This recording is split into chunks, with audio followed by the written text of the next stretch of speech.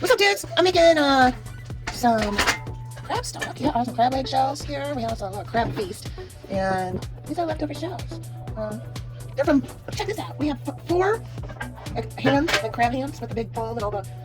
And you guys, stubby knuckle benders right here. This was it. Stubby knuckle benders. Crab legs. Yeah. Friend came over. They had some extra crab legs. Said, I gotta eat these before I go out of town. You wanna pick out on some crab legs with me? I said, hell yeah, I do. And that was that. These are the leftover shells. So I'm gonna make crab stock.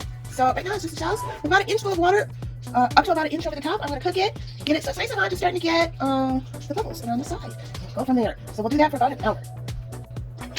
All right, so the heat's on, and I'm just gonna pushing these down because once this really starts to simmer, we don't want to stir it because it will, according to the recipe, muddy up the stock. Yeah, so it's gonna be any kind of shellfish stock. Can be made this way: lobster, crab. Yeah, so I'm just gonna push it down, getting it down there, because over the next hour, as soon as it starts to almost get boiling, see how this is getting right around here? This is a slow simmer. So just a little bit warmer, and then I'm gonna turn it down and make sure it stays at this. And then it's gonna start doing its magic, and then there may be some foam stuff that starts coming up, and then over the hour, I'm gonna scrape it, collect it, and scrape it out. But I'm not gonna stir it because I want the broth to stay as unmuddied as possible. And what that means is just, these are all washed and cleaned. It doesn't mean like mud or anything like that. It means cloudy looking. So I guess, I don't really care, to each their own, but sometimes people prefer a nice clear stock or a less cloudy stock. So we're gonna do it how the recipe calls for. That's what we're at with the stock. So this will taste kind of like bisque, hopefully, like a bisque, but more of a stock rather than a creamy thing. I might turn it into a bisque if it turns out. We'll see. We don't want it to boil. That's the whole thing. Boil equals bitter. Remember that when you're making any kind of stock, bone stock, shell stock, veggie stock, anything. If you're a vegetarian, by the time you're cooking, or even if you're not a vegetarian, if you're cooking with vegetables, save the little pieces you cut off. Yeah, not if you're cutting them off because they're funky and gross, but if you cut them off because you just want the end piece off, you want a nice cut, something like that. If it's rotten, it doesn't go in the veggie bag. If it's just funky or weird looking, then it goes in the veggie bag. The end piece, something like that. Put the veggie bag in your in your freezer, and then once it's full, put whatever's in there in a pot and do the same thing. Yep, and you make veggie stock. You just don't let it boil, because then it gets all bitter. That's the key. Everybody puts it on blast so it's a boil. I'm like, I'm making my own stock. But then it tastes all gross and bitter, and they're like, this shit sucks. Well, it's because you didn't do it right. Slow and low, the way to go. Alright, there you go. Alright guys, we're 40 minutes in. Yeah, it's amazing. I tried a little bit. It tastes really, really good. It's like the sweet flavor of crab meat. It's what this liquid tastes like. So, we're gonna let it go for another 20 minutes, then we'll add the vegetables, let it go for another 30 minutes, and then we'll strain it all. So there we go, that's right now. What's up, dudes? So here we go. I'm adding the veggies. Now, I just kept the skins on the onion. You wash the onion, make sure it's nice and clean. But I just left the skins on the onion. Just rough chop the carrot. You don't have to peel it or anything, because remember, we're just making stock. And we're gonna strain all this off anyway.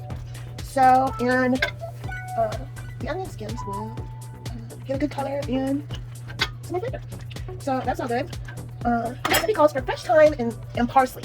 And I don't have, it's like winter out right now, so I don't have any fresh thyme and parsley, but I do have some dried stuff. So I'm gonna find that, throw that in, get that going, and then we're gonna let this just simmer for like 30 minutes. All right, so there's the update. All right, dudes, here we are. We have a bay leaf in here.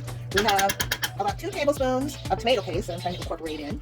We have carrots, celery, onion, thyme, parsley, salt, and pepper. Yeah, I would use peppercorns if I had it, but I don't have any, so I'm not gonna...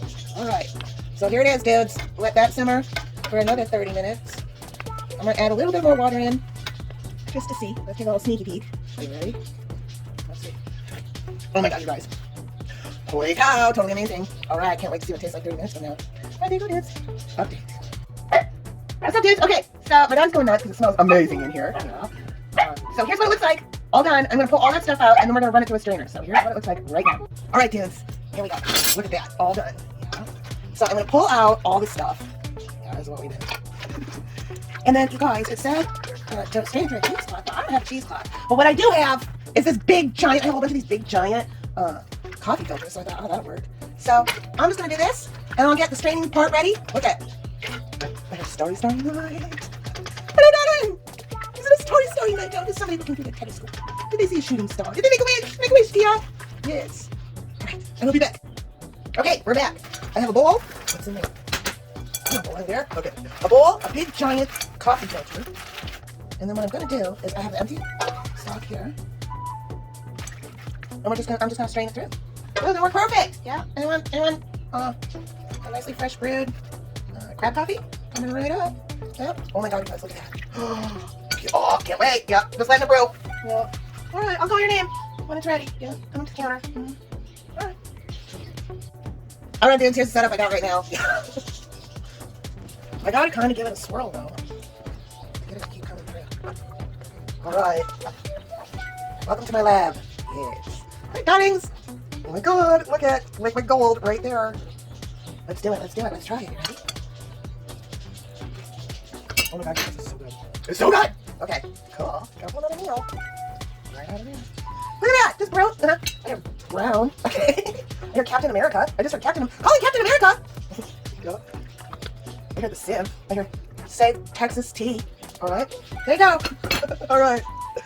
All right, so it stopped. It got to a point where it's just stopped draining out. So I just picked it up, and now I'm just giving it a squeeze. I feel like I'm milking a cow or something. Oh!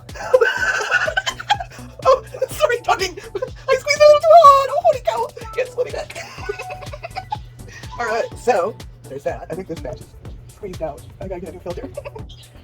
All right, so I figured it out. Yeah, I have to put that broth in there, and then it'll drain out, but then it'll stop draining. It'll just sit there. So then, my dog here smells all these. I mean, that's like solid gold to my dog right now. But no, he doesn't care. But then I will pick this up and have to gently squeeze it. Yeah, I got a little too hard with it. Yeah, sorry, pal. All right, so oh my God, that's a perfect heart. Yeah. Somebody's heart shot that might have got open.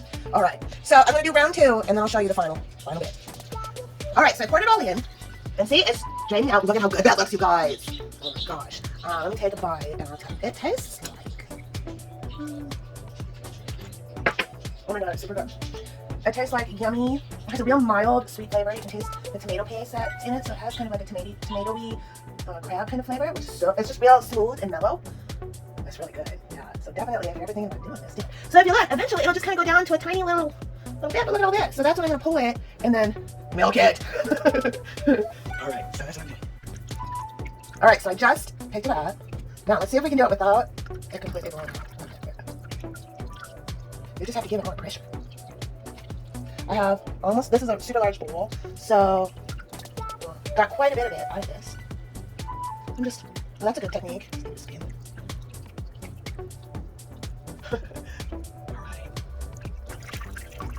How to turn a bunch of leftover crab leg shells into a delicious soup. Alright guys, there it is. Now, this is a great base. I would decide to add cream, make it into a bisque, something like that, but it's so flavorful, and it's like a smooth, mellow flavor that's like super comforting. This would be good if, let's say, you went for a cool morning run or something like that, and you come back and you want like something yummy in your tummy, yeah, like, or something like that. Sitting, this is like a thermos, something that warms your soul, yeah, and it's not overpowering, it's very subtle, well, I wouldn't say subtle, I don't know.